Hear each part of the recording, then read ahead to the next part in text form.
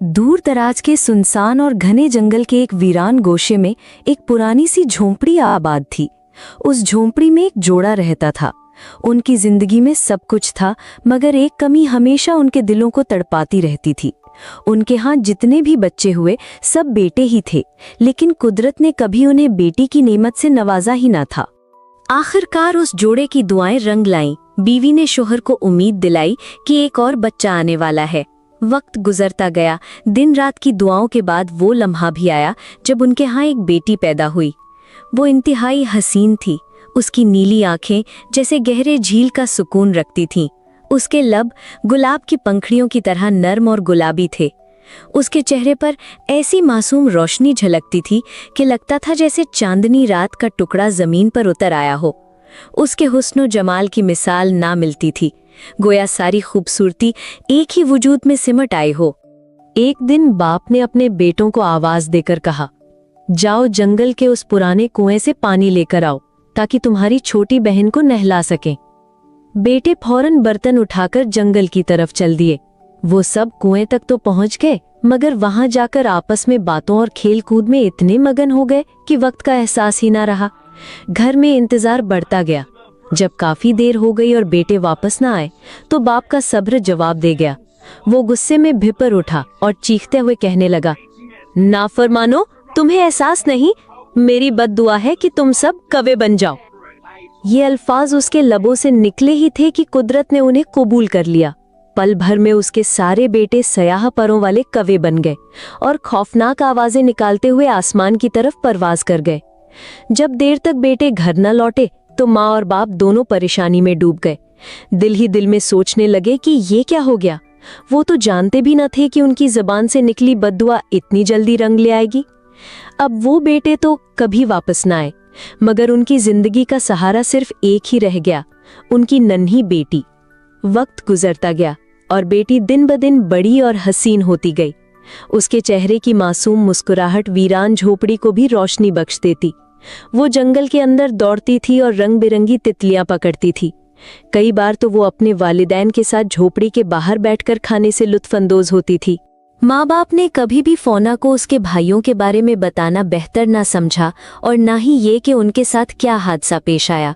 वो उसको बस यही बताते थे कि वो उनकी इकलौती बेटी है। फोना ने अपने माँ बाप से कहा कि वो घने जंगल के बीचों बीच बूढ़ी औरत के यहाँ केक्स देने जाएगी, जो वहाँ बिल्कुल अकेली रहती थी। फोना ने बड़ी मेहनत से नरमो मुलायम केक्स की एक खूबसूरत टोकरी तैयार की। वो मुस्कराते हुए घने और पुरअसरार जंगल की जानिब रवाना हुई।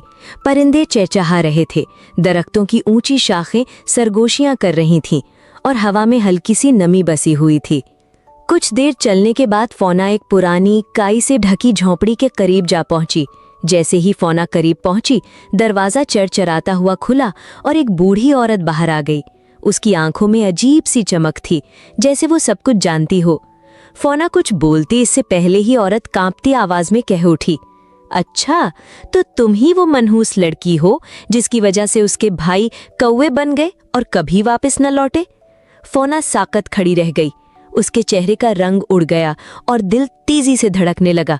हिचकिचाते हुए उसने कहा, मुझे तो इस बारे में कुछ इल्म नहीं था, लेकिन आज मैं जरूर अपने माँ बाप से सच जानूंगी। वो तेजी से घर लौटी और माँ बाप के सामने सवाल रख दिया। लम्हा भर को खामोशी छा गई। आखिरकार माँ बाप ने भारी दिल से सब कुछ सच बता दिया। उस रात फोना अपने बिस्तर पर करवटें बदलती रही। हर लम्हा उसे अपने भाइयों की याद सताती रही। वो खुद को कसूरवार ठहराती रही। उसके दिल में आहट जाग उठा कि वो किसी तरह अपने भाइयों को ढूंढ निकालेगी और उन्हें इंसानों का रूप वापस दिलाएगी। अगली सुबह सूरज के होते ही फोना ने माँ की दी हुई एक सुनहरी अंगूठी अपनी उंगली में पहनी, जैसे ये उसके सफर का तावीज हो। उसने एक छोटा सा थैला तैयार किया जिसमें ब्रेड और पानी का एक जग रखा। फिर एक नन्ही सी कुर्सी भी अपने साथ उठा ली ताकि जब थक जाए तो आराम कर सके। दिल में हौसला और आंखों में रोशनी लिए वो अपने सफर पर रवाना हुई। जंगल की हवा में खुशबू थी। परिंदों की चहचहाहट ने जैसे उसे हिम्मत दी। फोना का दिल बार बार कह रहा था कि ये सफर रायगा नहीं होगा। वो अपने भाइयों को जरूर ढूंढ निकालेगी और उन्हें साथ लेकर वापस आएगी। कुछ देर चलने के बाद वो एक शानदार आबशार के करीब पहुंची। पानी की धारें नीचे गिरती हुई हजारों छोटे हीरों की तरह चमक रही थीं। ठंडक की नमी उसके चेहरे से टकराकर जैसे उसकी थकन मिटा रही थी। वो चाहती तो रुककर इस मंजर का लुत्फ लेती, मगर उसके कदम तेजी से आगे बढ़ते रहे। जब उसे भूख लगी तो उसने अपनी कुर्सी बिछाई और ब्रेड निकालकर खाने लगी। इतने में उसे सूरज ने पुकारा और कहा कि अगर वो उस तक पहुंच जाए तो वो उसके भाइयों का पता बता सकता है। फौना ने सूरज तक पहुंचने के लिए बुलंदो बाला पहाड़ पर चढ़ना शुरू कर दिया, लेकिन जब वो सूरज के करीब पहुंची तो वो बहुत गर्म और भयानक था और लोगों को खा जाता था। सूरज को देखकर फौना बहुत डर गई।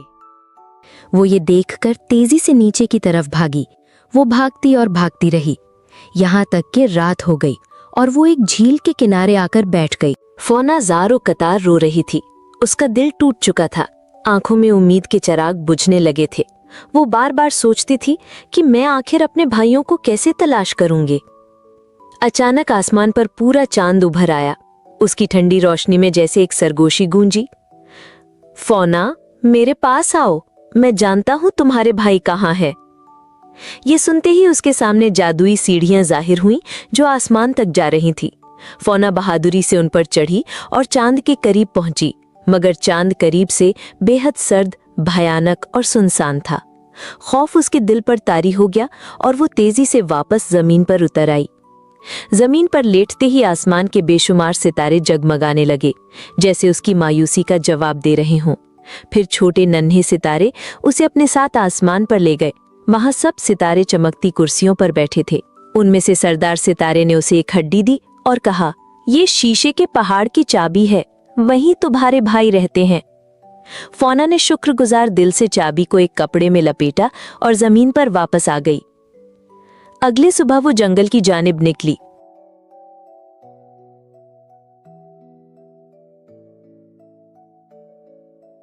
कुछ देर बाद वो एक शानदार शीशे के पहाड़ के सामने खड़ी थी, लेकिन जब उसने कपड़ा खोला तो अंदर हड्डी मौजूद न थी। उसके दिल में गुस्से और गम दोनों उठे। उसने हिम्मत करके अपनी उंगली काट ली और खून के कतरे दरवाजे पर लगा दिए। अचानक दरवाजा खुल गया। अंदर से एक बौना नमूदार हुआ। उसने कहा, यही वो जगह है जहां तुम्हारे भाई रहते हैं। अगर चाहो तो इंतजार करो, वो जल्द ही आ जाएंगे।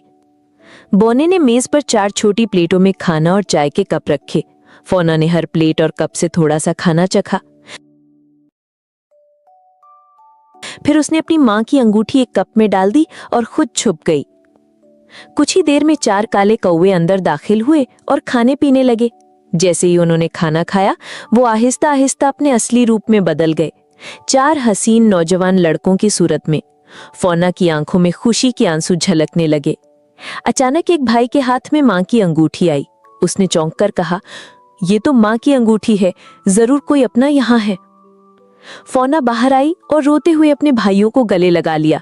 उसने सब हकीकत बयान की कि कैसे उसने अपनी उंगली काटकर उनके लिए कुर्बानी दी। यही कुर्बानी उस जादू का तोड़ थी जिसकी वजह से उनके ऊपर से हमेशा के लिए जादू खत्म हो गया। सब भाई अपनी बहन के गले लगकर खुशी से रो पड़े। फिर वो सब एक साथ घर वापस गए। माँ बाप ने जब अपने गुमशुदा बेटों और बेटी को एक साथ देखा तो उनकी खुशी का कोई ठिकाना न रहा। पूरा घर रोशनी और हंसी से भर गया।